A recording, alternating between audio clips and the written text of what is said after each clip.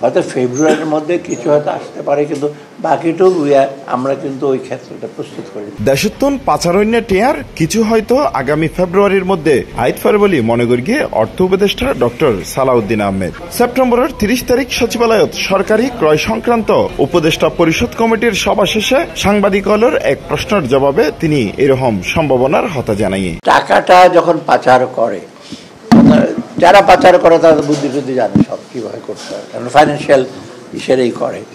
কিন্তু এটা আনতে হলে একটু সময় প্রসেসটা, তবে কিছু তো অগ্রসর হয়েছে। আপনার কোথায় যেন আমি আর্টিকেল দেখলাম যে না একটু গতি হয়। আর অনেক লিগাল ফার্মের সাথে আলোচনা করা হচ্ছে, তারপর অনেক এজেন্সির সাথে আলোচনা, অনেক দূর কিন্তু এগোচ্ছে। হয়তো ফেব্রুয়ারির মধ্যে কিছু হয়তো আসতে পারে, কিন্তু বাকিটুকু আমরা কিন্তু ওই ক্ষেত্রটা প্রস্তুত করি। অর্থ উপদেষ্টা ডক্টর সালেউদ্দিন আহমেদ আরো হইয়ে টিয়া ফিরিয়ে আনিবলাই এই ফর্মালিটি হন সরকার অ্যাভয়েড করিত নপারে। ধরা যাক আরা সেন্ট্রাল ব্যাংকের হইলে টিয়া দিদ, সুইস ব্যাংকের হইলাম টিয়া দিদ, তবে তারা নদিব ইন একান লিগাল ওয়েত জন ফুরিব। কারণ এই ফর্মালিটি কিন্তু কোনো সরকারি কিন্তু অ্যাভয়েড করতে পারবে। মনে করেন বললাম যে টাকা দিয়ে দাও সেন্ট্রাল ব্যাংকে, সুইস ব্যাংকে বলে দিলাম টাকা দিয়ে দাও, দেবে না তো। ওটা আপনার লিগাল ওয়েতে যেতে হবে, সেটা তো অলরেডি কিন্তু আমি ইন প্লেস।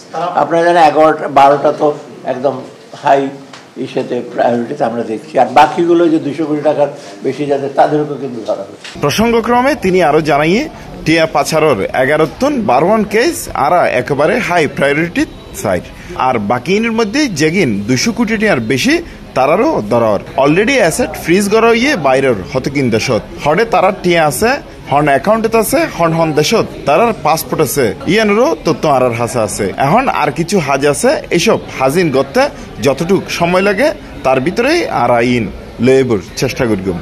অলরেডি কিন্তু আপনি জানেন অ্যাসেট ফ্রিজ করা হয়েছে বাইরে বেশগুলো, কতগুলো দেশকে, কোথাও ওদের টাকা আছে, কোথাও অ্যাকাউন্ট আছে, কোন কোন দেশে ওদের পাসপোর্ট আছে, সেটাও কিন্তু তথ্য আছে। এখন বাকিটুকু কাজ করতে যত সময় লাগে না এগুলো আমাদের এই প্রজেক্টগুলো কিন্তু বহু আগের করা, এটা 14 মাসে হয়েছে নাকি প্রজেক্ট। C+ TV, Chittagong.